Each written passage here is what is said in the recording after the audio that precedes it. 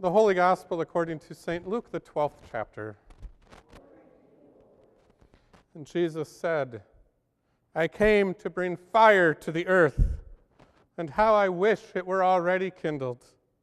I have a baptism with which to be baptized, and what stress I am under until it is completed. Do you think that I have come to bring peace to the earth? No, I tell you, but rather division.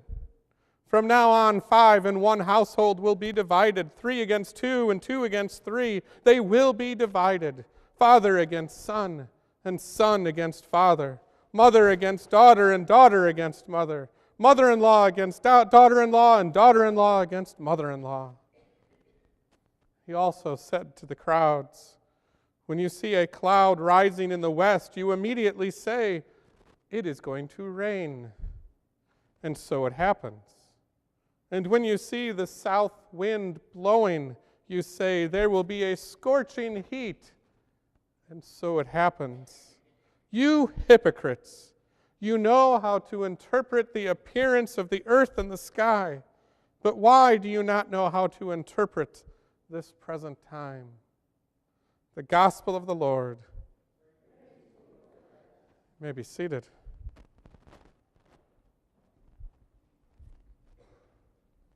Admittedly, one of our more exciting Gospels, right? I want to start today by telling you a story. It's a story that dates back to August of the year 258 A.D. There was an archdeacon in Rome.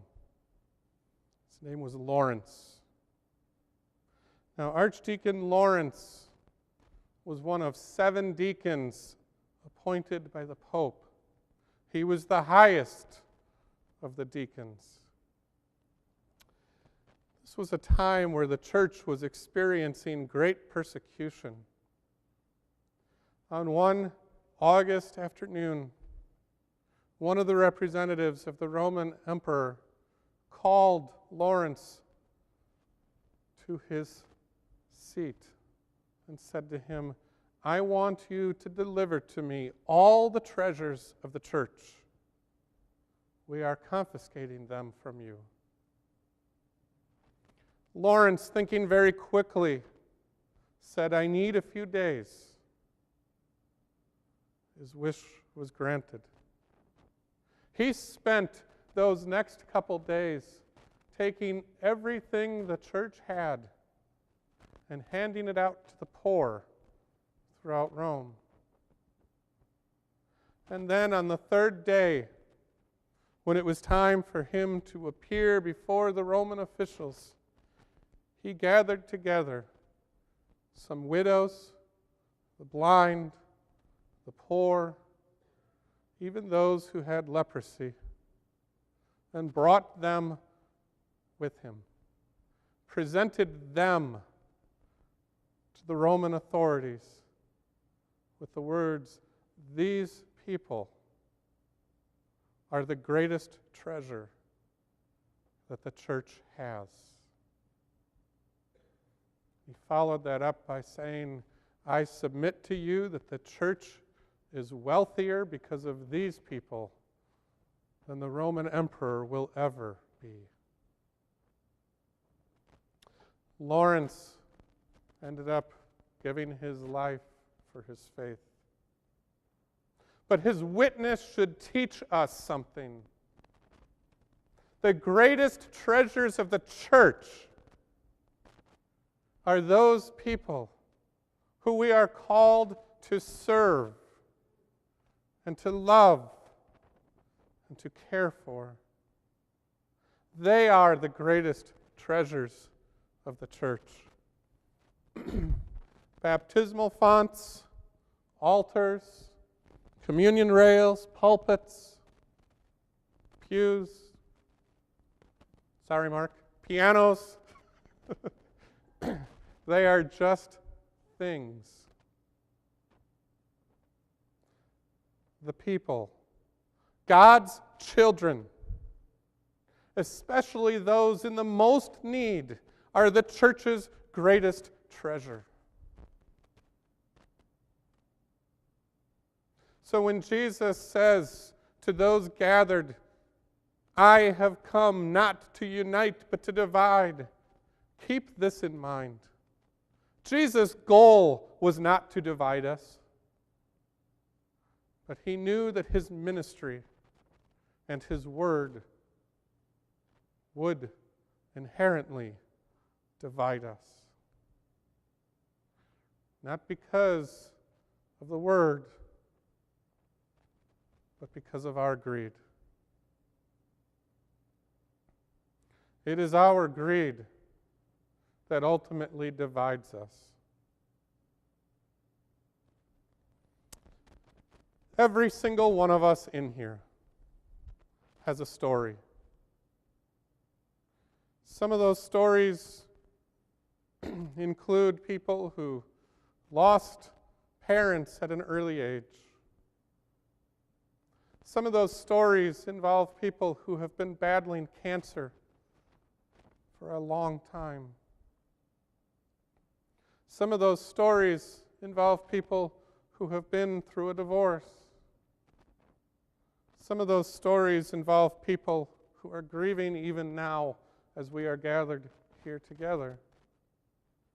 Some of those stories include people who are just flat out angry and frustrated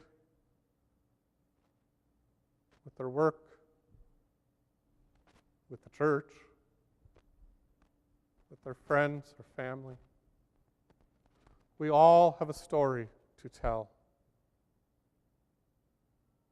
But there is something we have in common as well. Every one of us in this room has been touched by the hands of God.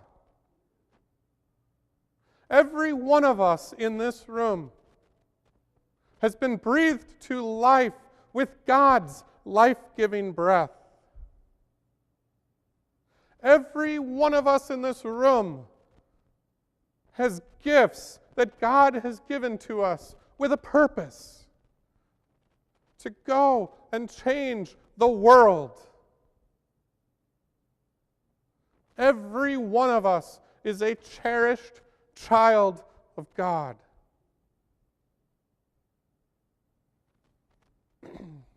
So although Jesus comes to the people and challenges them to love one another in a way that inherently divides the people politically, the truth is that we have much more in common than we have things that divide us. The truth is that every single person in this room tonight is one of the treasures of the church. The truth is that every single person we encounter on the streets every day is one of the treasures of God and this church, even those we don't get along with. We are all treasures.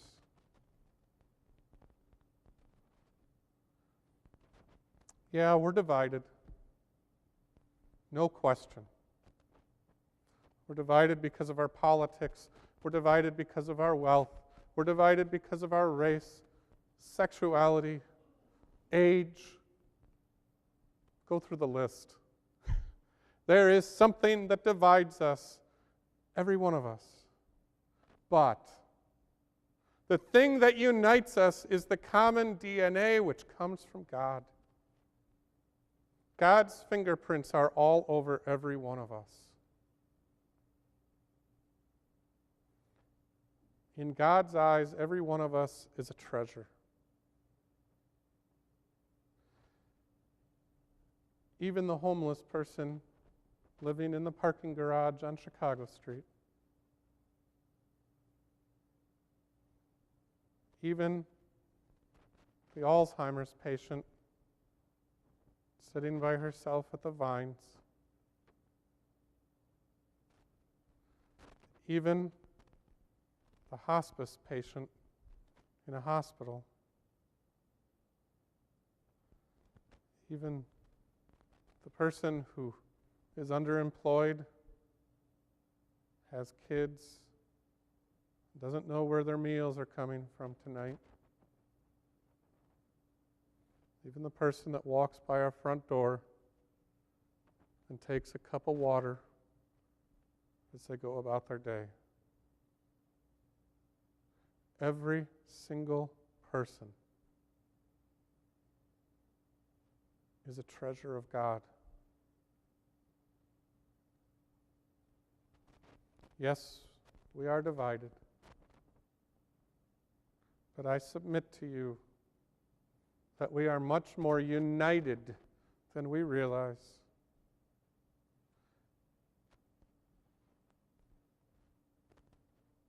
Be the treasure. Embrace that. It is the label that God has placed on you. You are a treasure. And as all treasures do, we bring riches to all whom we meet.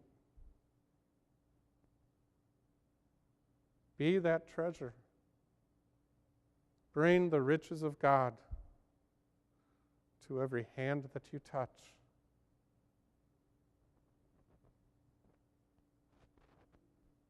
God has molded us